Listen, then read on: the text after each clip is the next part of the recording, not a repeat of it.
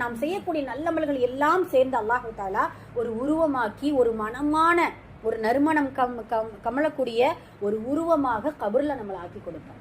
அப்போ அந்த கபர்ல இருக்கக்கூடிய அந்த கபராளி கேட்பானா, யார் நீ, இவ்வளவு அழகா இருக்கிறியே, இவ்வளவு நறுமணமாக இருக்கிறியே, யார் நீ அப்படின்னு சொல்லும் பொழுது, நீ சேர்த்து வைத்த நன்மைகள் தான் இப்பொழுது நான் ஒரு உருவமாக நண்பனாக உன்னோடு கியாமத் நாள் வரைக்கும் நான் இருப்பேன், கியாமத் நாள் அல்லாஹ் ஏற்படுத்த வரைக்கும் உன்னோடு நான் இருப்பேன் அப்படின்னு சொல்லிட்டு அந்த கபர்லை நம்மளுக்கு அந்த நல்ல நட்பு பலனளிக்கும்.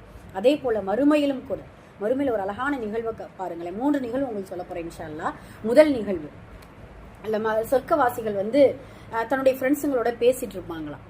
அப்போ பேசிட்டு இருக்கும் பொழுது அந்த சொர்க்கவாசிகளுடைய அந்த ஃப்ரெண்ட்ஸுங்கெல்லாம் பேசும்பொழுது அந்த ஒரு மனிதன் பேசிட்டு இருக்கான் இல்லையா, அவன் சொல்லுவான், நான் ஃப்ரெண்ட்ஸுங்கிட்டலாம் நான் துனியாவில் இருக்கும் பொழுது என்னோட ஒருவன் இருந்தான், அவனை எனக்கு ரொம்ப பிடிக்கும், ஆனால் இப்போ நான் எங்கே போனாலும்